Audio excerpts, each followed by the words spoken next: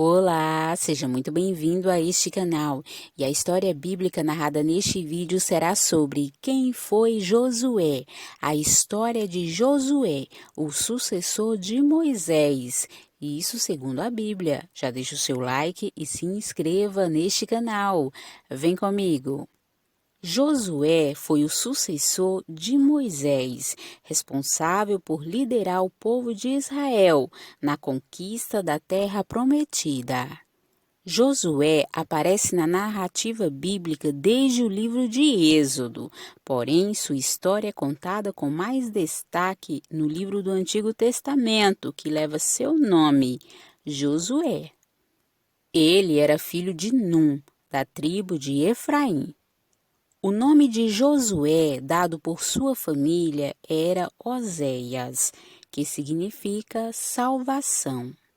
Moisés o chamou de Josué, que significa Jeová é salvação, cujo relato bíblico está escrito o seguinte: Estes são os nomes dos homens que Moisés enviou a espiar aquela terra, e a Oséias, filho de Num, Moisés chamou Josué. No livro de Êxodo, no capítulo 17, Moisés delegou o comando das tropas israelitas que lutaram contra os saqueadores amalequitas em Refidim a Josué. Em Êxodo 33, no verso 11, Josué é descrito como um jovem escolhido por Moisés, como seu assistente pessoal. Josué serviu como auxiliar direto de Moisés, quando ele recebeu a lei no Monte Sinai. Ele também acompanhou Moisés em todas as vezes que ele foi à tenda onde encontrava e ouvia o Senhor. Certamente esse foi um período de muito aprendizado para Josué. Josué também foi designado como representante da tribo de Efraim para ser um dos 12 espias que foram averiguar a terra de Canaã e seus habitantes.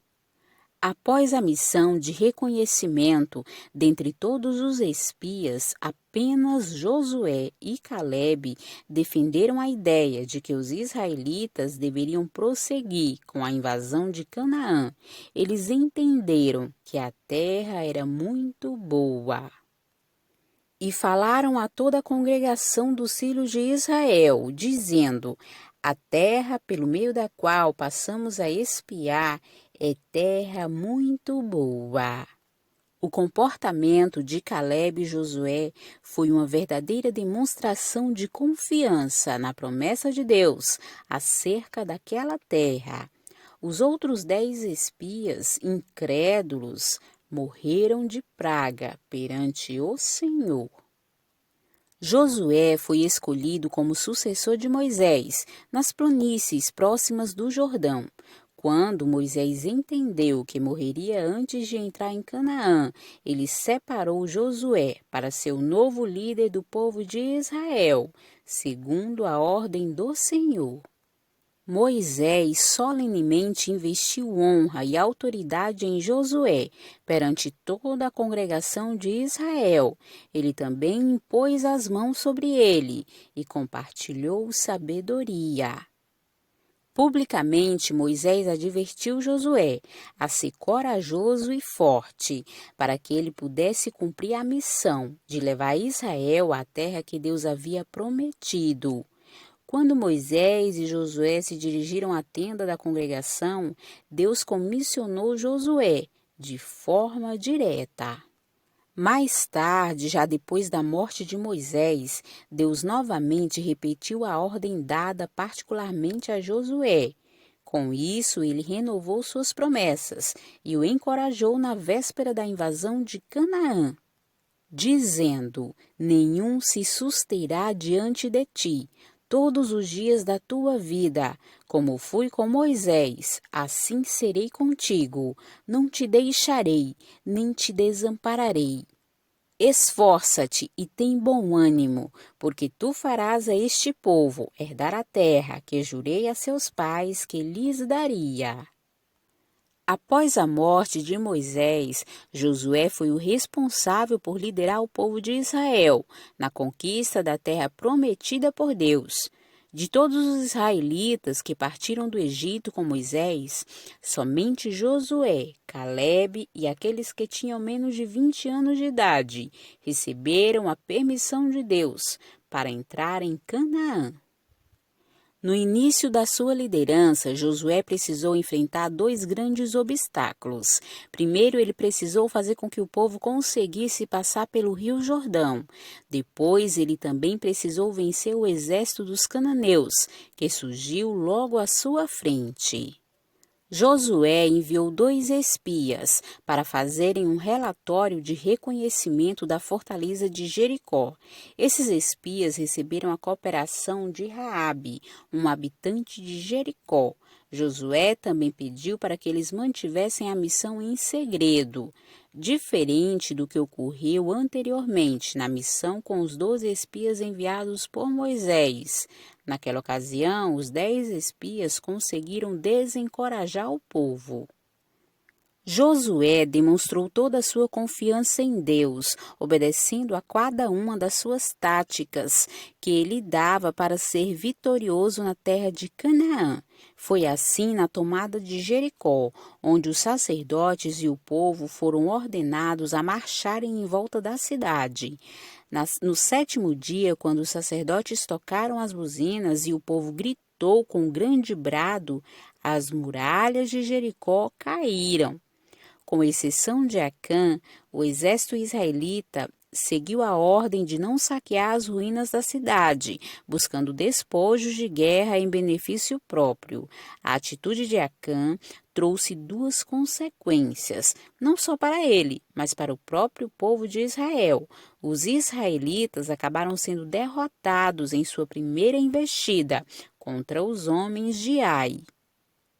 Já no segundo ataque a Ai, descrito em Josué 8, podemos ver a tamanha habilidade e estratégia que eram comuns nas campanhas militares de Josué. Naquela ocasião, os israelitas fizeram uma emboscada.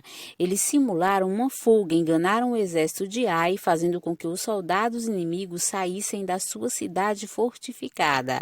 Assim, eles foram fatalmente derrotados. Por todo o livro de Josué, encontramos exemplos de incríveis ações militares, lideradas por ele. Um desses exemplos foi a marcha noturna de Gilgal, para aliviar o cerco de Gibeão. Durante a batalha descrita no capítulo 10, vemos como a providência divina acompanhou aquele povo. Exemplo disso temos na Saraiva enviada pelo Senhor, que matou mais inimigos do que o próprio exército de Israel pela espada, e pelo episódio tão conhecido em que o sol parou e a lua se deteve, até que os filhos de Israel se vingassem de seus inimigos. Aquele foi um dia que jamais se repetiu em toda a história. Josué conseguiu subjugar toda a terra de Canaã e fez a distribuição das terras entre as tribos de Israel. Depois, gradualmente, os israelitas foram se instalando nas terras e construindo seus edifícios. Isso ocorreu no período que compreende desde a época dos juízes até o reinado de Davi. Quando chegou o tempo de Josué encerrar seu comando, ele reuniu todas as tribos de Israel. Em seu discurso de despedida, ele pediu que os filhos de Israel renovassem o compromisso de sua aliança com Deus. Ele também advertiu o povo a guardar os mandamentos do Senhor e a serem sempre fiéis. Josué morreu com 110 anos de idade e foi sepultado em suas terras, perto de Timnat-Será, que está no Monte Efraim, ao norte do Monte Gaás. E essa foi a história de Josué, o sucessor de Moisés.